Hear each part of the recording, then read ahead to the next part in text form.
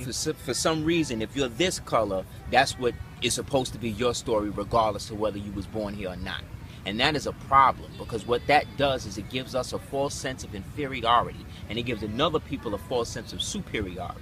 When these people that they talk about who are Native Americans and Grand Chieftains today, talking about the ones that's opening the casinos and all this other stuff, they are all descendants of people from Tartary. And how can we prove this? This is because way back in the days, there was an empire in ancient China called the Qiang Dynasty. And the Qiang decided, under a man named Hu Xian, another Moor, decided to come over here and find their cousins, who they referred to as the Western Ixi, or Ixet, or Yi.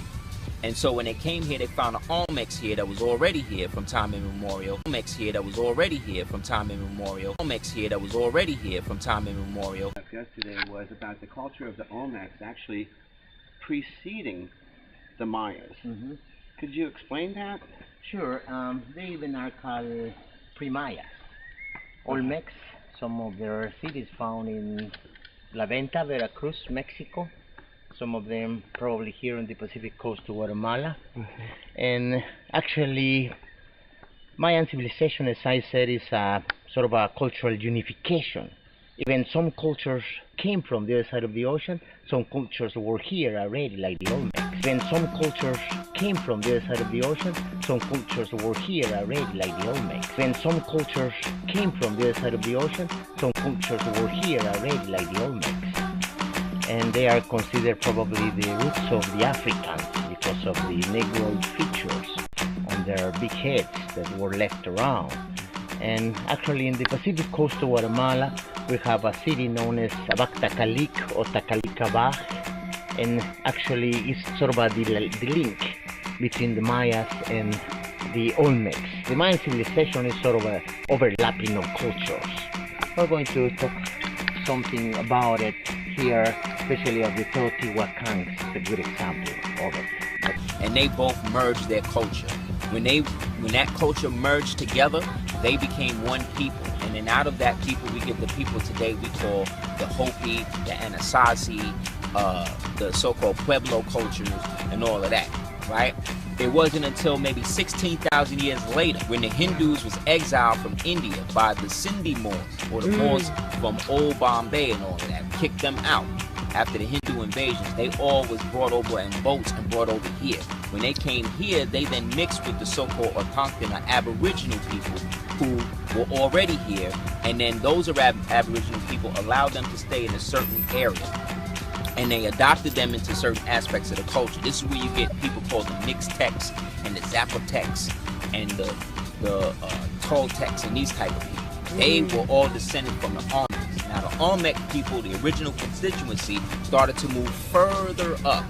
They started to move further up from La Venta, Palenque, Chichen Itza, and move further up into what we would now call the Midwestern United States, and then further, and then after a certain amount of time, they dwelled there and then started to disperse into sub-tribes and nations. Some of those sub-tribes and nations, one of the biggest one was called the Yamasee. I don't know if any people saw the movie Apocalypto, but in that movie there was a blue dye that they were painting the people who were going to be sacrificed in.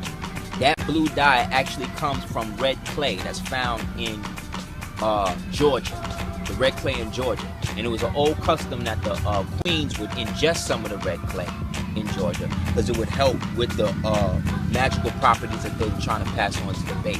And a lot of Algonquin people still do that to this day. So what happened was the Yamasee Nation basically...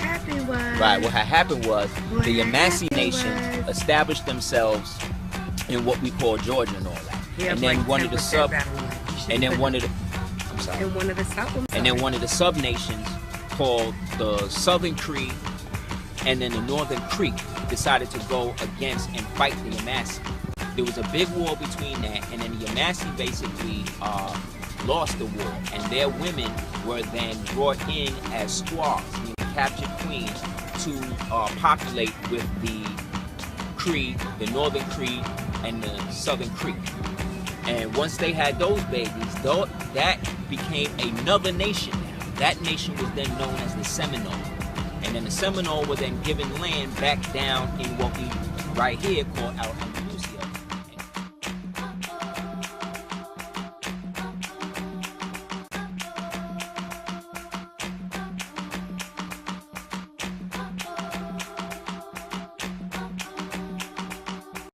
Even some cultures came from the other side of the ocean. Some cultures were here already, like the Olmecs. Even some cultures came from the other side of the ocean. Some cultures were here already, like the Olmecs. Even some cultures came from the other side of the ocean. Some cultures were here already, like the Olmecs.